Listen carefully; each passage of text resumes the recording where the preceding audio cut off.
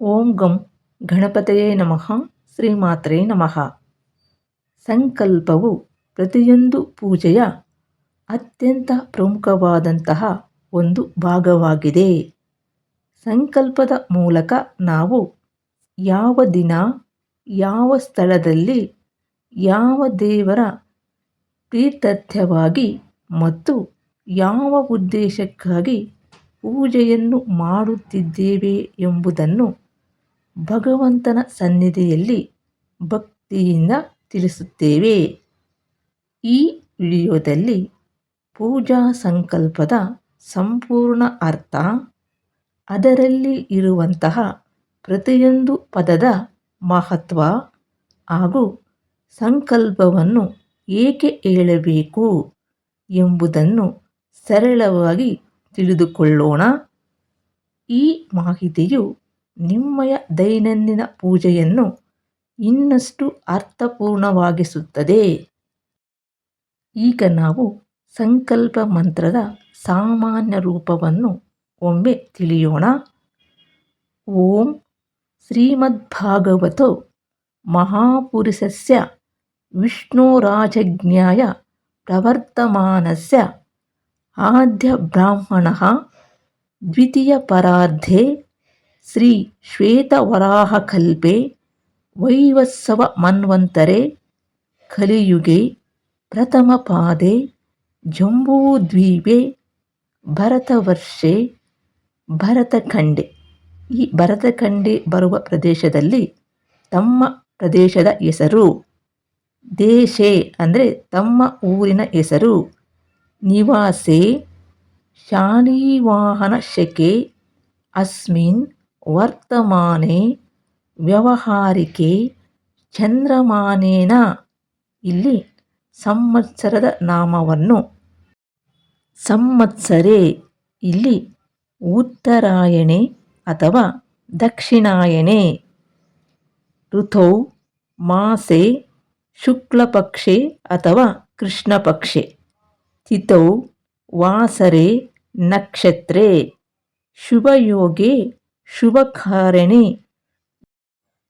ಏವಂ ಗುಣ ವಿಶೇಷಣ ವಿಶಿಷ್ಟಾಯಾಂ ಶುಭತಿಥೌ ಶ್ರೀ ಪರಮೇಶ್ವರ ಪ್ರೀತ್ಯರ್ಥಂ ಅಥವಾ ಶ್ರೀ ಲಕ್ಷ್ಮೀನಾರಾಯಣ ಪ್ರೀತ್ಯರ್ಥಂ ಅಥವಾ ಶ್ರೀ ದುರ್ಗಾ ಪರಮೇಶ್ವರಾರ್ಯ ಪ್ರೀತ್ಯರ್ಥಂ ಮಮೋಪಾಥ ಸಮಸ್ತ ದುರಿತಕ್ಷಯದ್ವಾರ ಇಚ್ಛಿತ ಕಾರ್ಯ ಸಿದ್ಧ್ಯರ್ಥಂ ಧಾನ್ಯವಾಹನಾದಿ ಷೋಡಶೋಪಚಾರ ಪೂಜಾಂಕರಿಷ್ಯೆ ಅಂತ ನಾವು ಸಂಕಲ್ಪವನ್ನು ಮಾಡುತ್ತೇವೆ.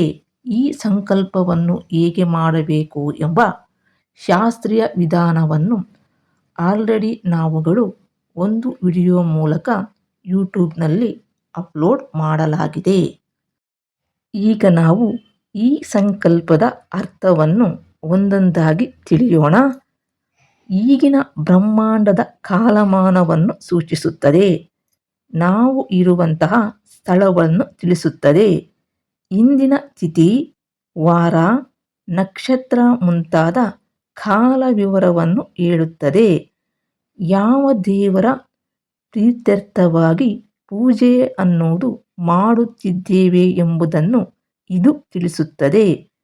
ಕೊನೆಯಲ್ಲಿ ಧಾನ್ಯದಿಂದ ಆರಂಭಿಸಿ ಷೋಡಶೋಪಚಾರ ಪೂಜೆಯನ್ನು ಮಾಡುತ್ತೇನೆ ಎಂದು ಸಂಕಲ್ಪ ಮಾಡುತ್ತೇವೆ. ಮುಖ್ಯವಾಗಿ ಇಲ್ಲಿ ಗಮನಿಸಬೇಕಾದ ವಿಷಯ ಅಂದರೆ ವಿವಿಧ ಸಂಪ್ರದಾಯಗಳಲ್ಲಿ ಅಂದರೆ ಸ್ಮಾರ್ತ, ಮಧ್ವ, ಶ್ರೀ ವೈಷ್ಣವ ಇತ್ಯಾದಿ ಸಂಕಲ್ಪ ಮಂತ್ರದಲ್ಲಿ ಸ್ವಲ್ಪ ಭೇದ ಭಾವಗಳು ಇರಬಹುದು. ನೀವು ಅನುಸರಿಸುವ ಗುರು ಪರಂಪರೆಯ ಸಂಕಲ್ಪವನ್ನು ಬಳಸುವುದು ಶ್ರೇಯಸ್ಕರ. ಈಗ ನಾವು ಪೂಜಾ ಸಂಕಲ್ಪದ ಅರ್ಥವನ್ನು ಒಂದೊಂದಾಗಿ ತಿಳಿಯೋಣ. ಪೂಜೆಯನ್ನು ಪ್ರಾರಂಭಿಸುವ ಮೊದಲು ಹೇಳುವಂತಹ ಸಂಕಲ್ಪ ಎಂದರೆ, ನಾನು ಯಾವ ಕಾಲದಲ್ಲಿ, ಯಾವ ಸ್ಥಳದಲ್ಲಿ, ಯಾವ ಉದ್ದೇಶಕ್ಕಾಗಿ ಈ ಪೂಜೆಯನ್ನು ಮಾಡುತ್ತಿದ್ದೇನೆ ಎಂಬುದನ್ನು ಭಗವಂತನ ಸಮ್ಮುಖದಲ್ಲಿ ತಿಳಿಸುವುದು. ನಿಮ್ಮ ಸಂಕಲ್ಪದ ಅರ್ಥ ಅನ್ನೋದು ಹೀಗಿದೆ. ಓಂ ಶ್ರೀಮದ್ ಭಾಗವತೋ ಮಹಾಪುರುಷಸ್ಯ ವಿಷ್ಣೋರಾಜಜ್ಞಾಯ ಪ್ರವರ್ತಮಾನಸ್ಯ ಅಂದರೆ ಭಗವಾನ್ ವಿಷ್ಣುವಿನ ಆಜ್ಞೆಯಿಂದ ನಡೆಯುತ್ತಿರುವ ಈ ಸೃಷ್ಟಿಚಕ್ರದಲ್ಲಿ ಅಂತ ಇದರ ಅರ್ಥ.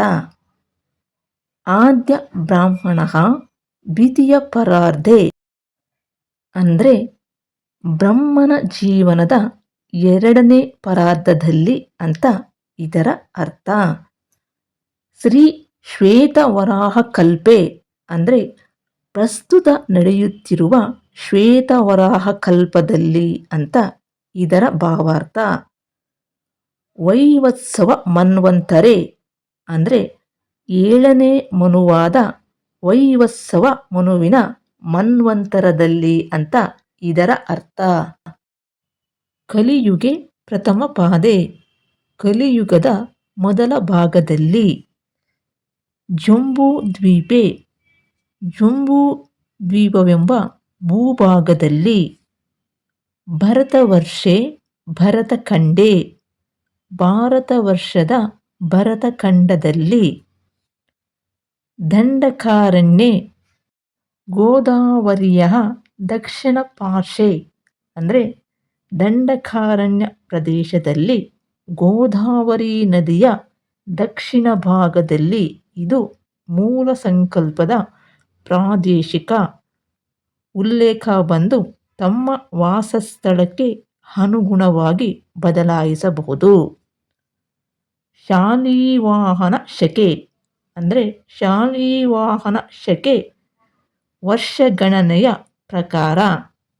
ನಂತರ ನಾಮ ಸಂವತ್ಸರೆ ಆಯನೆ ಋತೌ ಮಾಸೆ ಪಕ್ಷೆ ತಿಥೌ ವಾಸರೆ ನಕ್ಷತ್ರೆ ಅಂದರೆ ಇಂದಿನ ಸಂವತ್ಸರ, ಆಯನ, ಋತು, ತಿಂಗಳು, ಪಕ್ಷ, ತಿಥಿ, ವಾರ ಮತ್ತು ನಕ್ಷತ್ರದಲ್ಲಿ.